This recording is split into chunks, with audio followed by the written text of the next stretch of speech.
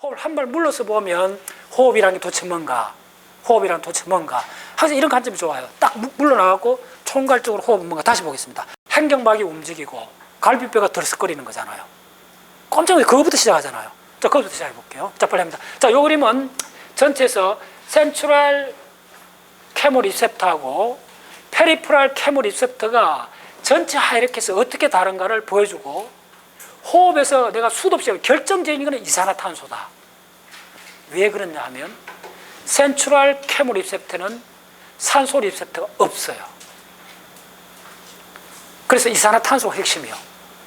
노칼, 그러니까 페리프랄 캐모 리셉터는 거의 90% 핵심이 산소인데, 그러니까 센트럴 캐모 리셉터에는 산소 리셉터가 없어요. 이산화탄소밖에 없다 생각하면 돼요. pH하고 이산화탄소예요. 이산화탄소 핵심이에요. 그걸 보여주는 다이어그램이에요. 자, 우리가 눈으로 사람이, 동물이 호흡한다는 걸 볼 때 근육이 몇 개 움직이는 거예요. 그걸 이제 적어주시면 돼요. 첫 번째 뭐냐 하면 인터코스탈. 이거 찾아놓으세요, 여러분들. 기본으로 갈비뼈 사이 근육이라고 그래요. 인터코스탈 머슬. 그 다음에 뭐가 있느냐 하면 다이아프람. 그 다음에 뭐가 있느냐 하면 모든 기관지, 허파까지부터 모든 허파에 관계되는 미케니컬 움직임, 트라치아. 세 가지만 적겠습니다. 요게 메인입니다. 요게 미케니컬하게 움직이는 거예요. 요 기관들이. 그러면 이 행경막이 움직이던 그 갈비 사이 근육이 움직이던, 그러려면 반드시 어떤 자극이 온 거예요. 이거는 인터코스탈 다이프람 같으면 그 기관이잖아요. 트라치아 기관이잖아요. 그러면 거기에 있는 근육들이 움직여줘야 돼요. 이게 뭐냐면 레스피라토리 머슬이요. 그래서 이거에 구체적인 다 머슬들이 있는 거예요. 됐죠? 그러면 이제 뭐가 되느냐 하면, 자, 지금 조금 어렵습니다. 지금부터 벤틸레이션이 일어나요. 근데 이 벤틸레이션이라는 게, 이건 이제 내가 논문에 있는 그대로인데 조금 더 생각해 봤더니, 결국은 호흡을 하면 모세혈관으로 산소가 들어간다는 거예요. 이산화탄소가 나온다는 이런 이야기들이에요. 그래서 이걸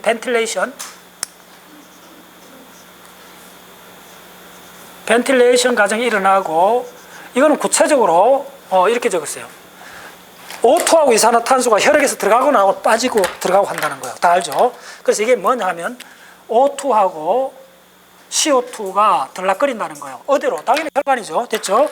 예, 벤틸레이션. 그 과정이 이제 벤틸레이션 해도 되는 게, 이거 내 뿜는 거잖아요. 내 뿜는다는 말이, 그래서 항상 이게 직관적이잖아요. 이 호흡이 왜 어려웠냐면, 그래서 항상 호흡을 생각할 때는 혈관하고 항상 같이 생각해야 돼요. 그게 간단치가 않아요. 예. 그래서 벤틸레이션이 일어나면 이게 지금 이렇게 나가는 게 아니고 혈액 속에서 일어나는 거라고 생각하셔야 돼요. 그래야만 이해하게 되는 게, 벤틸레이션이 일어나면 세 가지 분자에 대한 모니터링이 일어나요. 첫 번째가 뭐냐면 이산화탄소요. 자, 사각형으로 이대로 한번 따라와 보세요. 빨리. 두 번째가 뭐냐면 산소요. 그래서 산소하고 이산화탄소가 호흡에서 어떤 양상인가를 볼 수 있는 그림입니다. 자, 세 번째가 뭐냐면 pH요. 양성자 농도죠. 오케이. 요게 항상 변동이 일어난다는 거예요. 그래서 그걸 항상 모니터링 하는 게 본질이 카로티드 바디라는 거예요. 이산화탄소가 왜 중요한가? 이산화탄소는 빨간 거 적고, 그 다음에 자, 산소, 그 다음 pH. 이 값들이 고정되어 있지 않다는 거예요. 고정되어 있지 않는 값을 항상 pH 7.4로 맞춰주고, 이걸 다 일정하게 맞춰주는 이 과정이 어떻게 일어나는가 그거예요. 그러면 오케이. 자, 이 값들이 어디로 들어가는가? 자, 빨리 하겠습니다. 야들을 실시간으로 모니터링 하는 데가 바로 카로티드 바디예요. 자, 요거를 좀 더 개념적으로 설명하겠습니다. 카로티드 바디가 바로 아까 이야기했듯이 페리프랄 캐모 리셉터요. 그래서 요걸 적으시면 바로 PERIPHERAL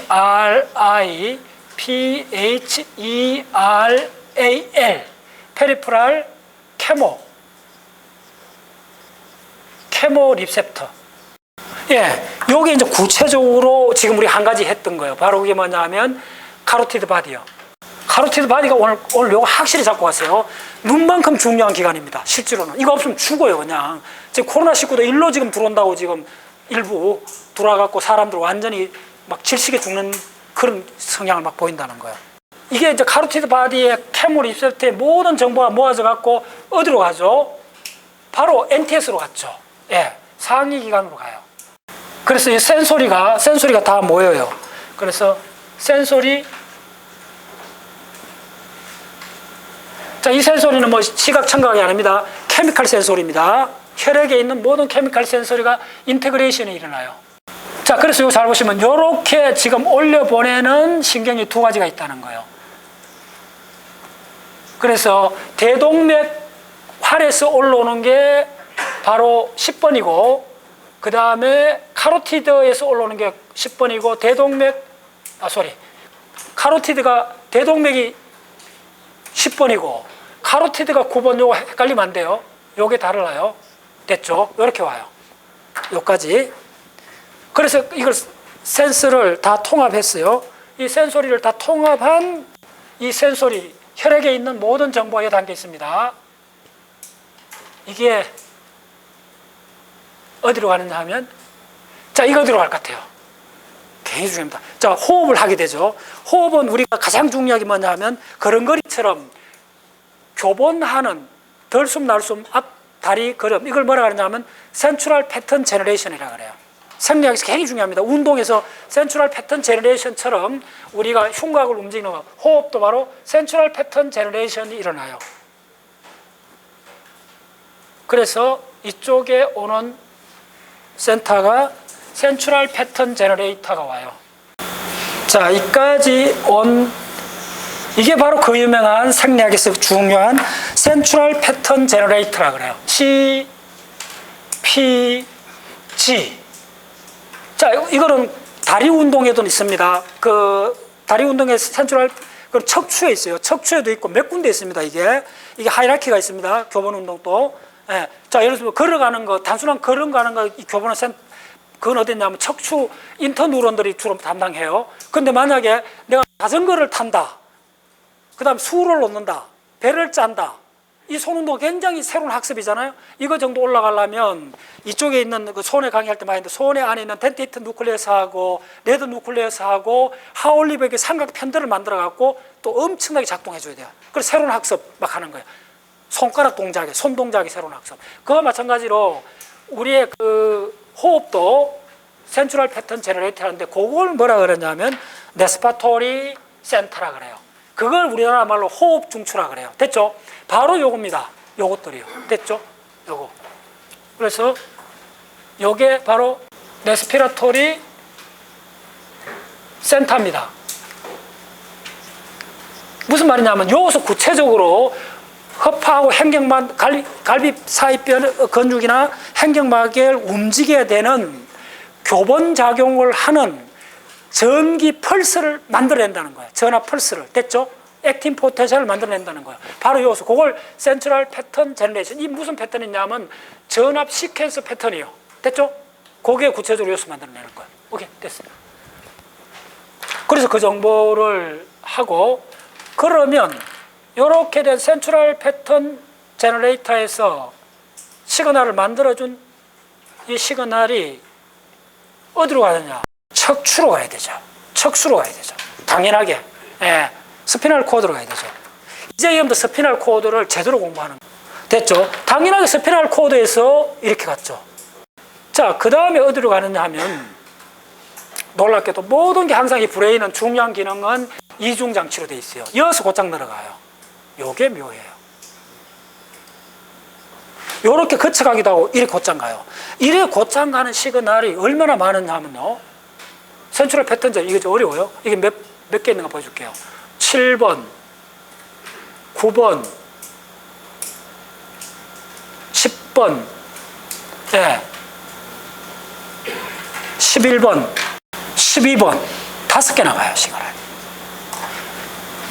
자, 그럼 보세요. 이게 무슨 말이냐면, 신경회로를 조금 공부한 사람 금방 감잡아요. 이야, 호흡이 기가 막히구나. 그냥 달리기 뛰다가 호흡 그냥 기계적으로 감정 안 섞여 그냥 피지컬한 생리적 호흡 있고, 요거 이렇게 되면 센트럴 패턴 이렇게 복잡해주면 야 미묘하게 정서가 가입된 호흡 있고, 그 다음에 다음 보여줄게요. 요거다 뭐 딱 들어가면 끄끄끄끄끄 울 때 하는 서름에 받친 호흡이 있어요. 서름에 받쳐 울 때 호흡, 그냥 기계적으로 달리가 숨이 가쁠 때 호흡, 다 다르잖아요. 그 다 달리 이 패턴을 만들어줘야 돼요. 그러려면 단순으로 누워서 안 돼요. 알죠? 네. 그래서 우리 울음이라든지 호흡이라 이런 거는 진짜 복잡 미묘해요. 네. 한 사람이 울면 많은 사람이 울잖아요. 그거 해로로 한번 그려보세요. 기가 막히죠? 한 사람이 울면 왜 옆에 사람이 울까요? 네. 인간이 갖고 있는 가장 놀라운 능력이요. 그거는 여기서 해결 안 돼요. 여기 한 100배쯤 되는 게 덮여 있어요. 기억, 그 다음에 이 공동체의 문화, 개인의 모든 히스토리, 그게 다 농축돼가 일로 들어가는 거예요. 궁극적으로 움직이면 동일해요. 네. 동일한 호흡, 동일한 눈물일 수 있지만은 들어가는 차원들이 다 다르다는 거예요. 그래서 참 너무 묘하고 놀라워요. 자, 됐죠? 네. 자, 이제 돌려보세요. 재밌는 게 돌려보세요. 어떻게 돼요? 자동으로 돌아가요. 됐죠? 이게 무슨 말인지 알겠어요? 자동으로 돌아간다는 거예요. 그래서 이게 패턴이 제너레이션 돼가 계속 우리가 호흡이 날숨 이게 리듬 있게 돼요. 그런데 부정맥이 있듯이 호흡도 한 4-5가지 종류의 그 비정상적인 호흡이 있어요. 그거는 조율이 뭐가 좀 안 돼서 그런 거예요. 됐죠? 자, 그 다음에 여기까지는 지금 페리프랄 케모 리셉터 나왔죠. 센트럴 케모 리셉터 안 나왔죠. 여기까지 정보는 누가 줬어요? 혈액 중에 있는 이산화탄소, 산소, pH가 줬죠. 오케이, 문제 없어. 요걸로 잘 돌아가. 요걸 동물이라 그래요.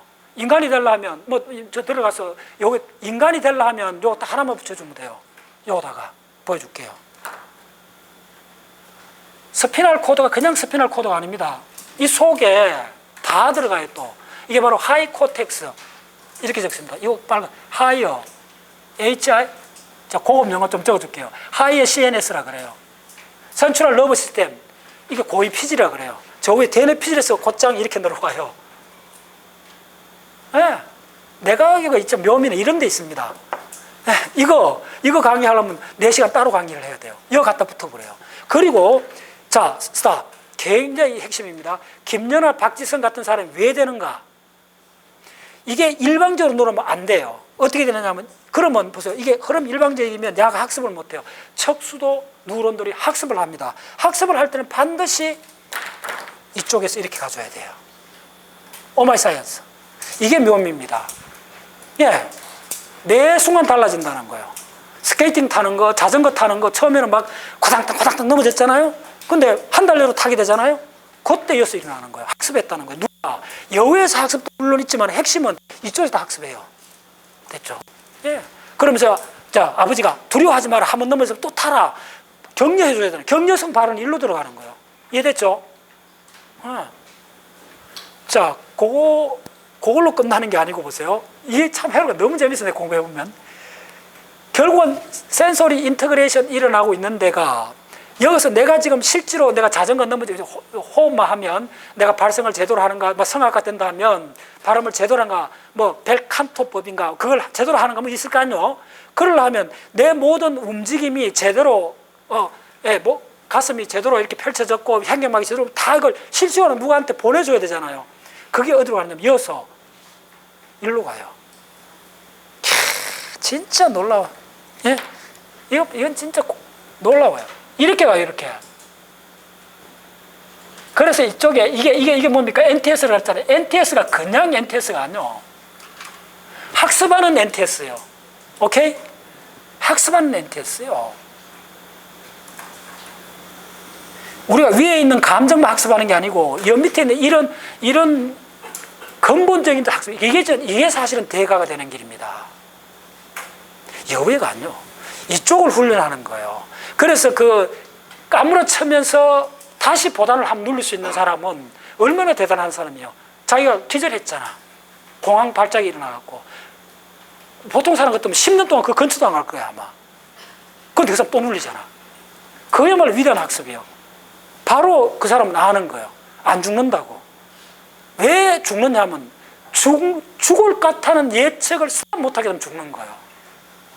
굉장히 중요한 이야기예요. 왜 죽느냐 하면 죽을 것 같은 두려움을 스탑을 못해서 죽어버리는 거예요. 실제로 안 죽어요.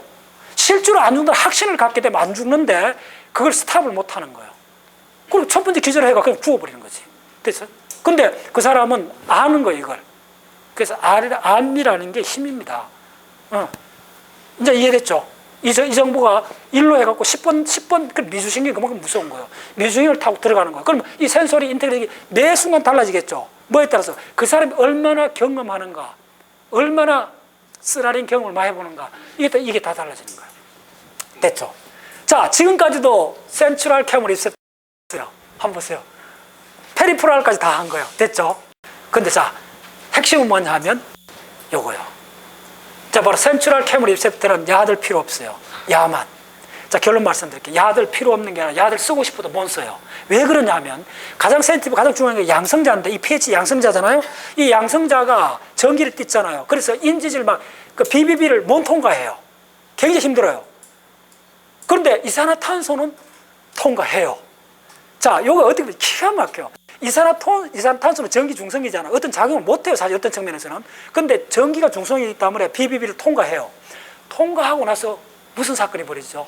지금 BBB 통과했는데 그 전체가 혈액 속이잖아요. 그럼 이산화탄소 혈액 속에 있으면 어떤 사건이 벌어지죠? 야가 그냥 일어나잖아요. 내가 곧장 일어난다 그랬죠. 곧장 야가 만들어지죠. 그 다음 여기 뭐지? 내가 적어놓으세요. 곧장이라고 적어놓으세요. 그럼 곧장 뭐가 나오죠? 양성자가 나오잖아요. 이제 이 무슨 말인지 아시죠?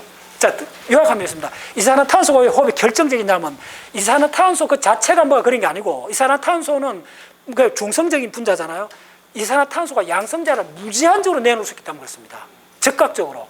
자, 근데 여기서는 왜 양성자가 있는데 왜 중요한, 양성자, 바깥에서 만드는 양성이 안 된다는 거예요. 이해 안 됐나요? 못 들어가요. 이제 이해했어요? 호흡이 왜 이산화탄소 결정적이냐면 이산화탄소가 중탄산염으로 될 때, 그러니까 될 때 양성이 하나 띠내야 되잖아요. 그럼 이게 무수하게 일어나잖아요. 70% 흘러가잖아요. 그러니까 이산화탄소가 들어갔다. 자, 우리 의사 선생님들이 잘 하는 이야기가 있어요. 나트륨 가는 길에 물이 간다. 됐죠? 예. 중탄산염, 이산화탄소 가는 길에 양성자 간다 하시면 돼요. 됐나요? 양성자는 혼자 뭔가요? 비비를 못 뚫지만 이산화탄소가 가면 이산화탄소가 가갖고 양성자는 물 속에 더덕 있잖아요. 가들하고 물하고 관계에서 물 속에 있는 양성자를 마음대로 쓰니까네. 이산화탄소가 가면 양성자가 간다. 나트륨이 가면 물이 간다. 그거 기억하시면 돼요.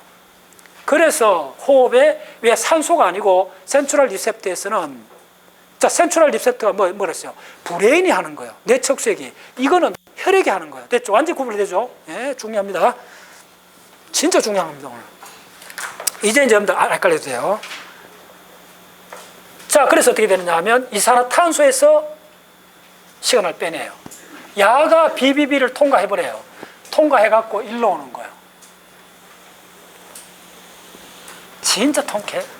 예, 이제 센트럴 리셉터하고 캐머 리셉터의 이 구별을 이제 여러분들 평생 안 잊어버릴 겁니다. 이렇게 되는 거예요. 요게 요렇게 옵니다. 요렇게 해서 요게 있는 게 바로 뭐냐면 이게 바로 캐머 리셉터예요. 이게, 자, 적을게요. 이게 센트럴, 이 센트럴이라는 말 이제 쓸 수 있는 거예요. 예, 요것은 이산화탄소만 통과해요. 예, 뇌척속으로. 혈액하고 주고받는 거죠. 그래서 센트럴 캐머 리셉터. 왜 논문에서 이걸 항상 구분하는가? 센트럴하고 페리프랄하고 캐머 리셉터. 그리고 야가 또 이쪽에 영향을 주죠. 당연하게. 예, 나중에 다른 다이어그램 그려줄게요. 예, 대단한 그림입니다. 예, 호흡이 진짜 큰 그림이요.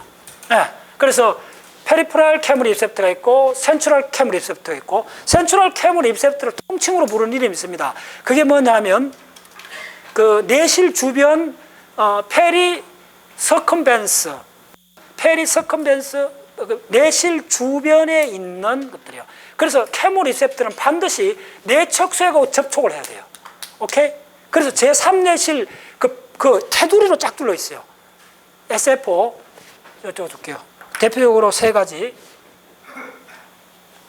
서브포니칼 오간, OVLT, 예, 이런 것들입니다. 그 다음에 MNOT, MNPO, 메디안 프리옵틱. 그 다음에 또 어디 있죠? AP. 엄청난 것들입니다. 야들이 바로 전부 다 어디에 있느냐 하면 내 척수역을 직접 접하는 테두리에 있어요. 됐죠? 예, 오케이.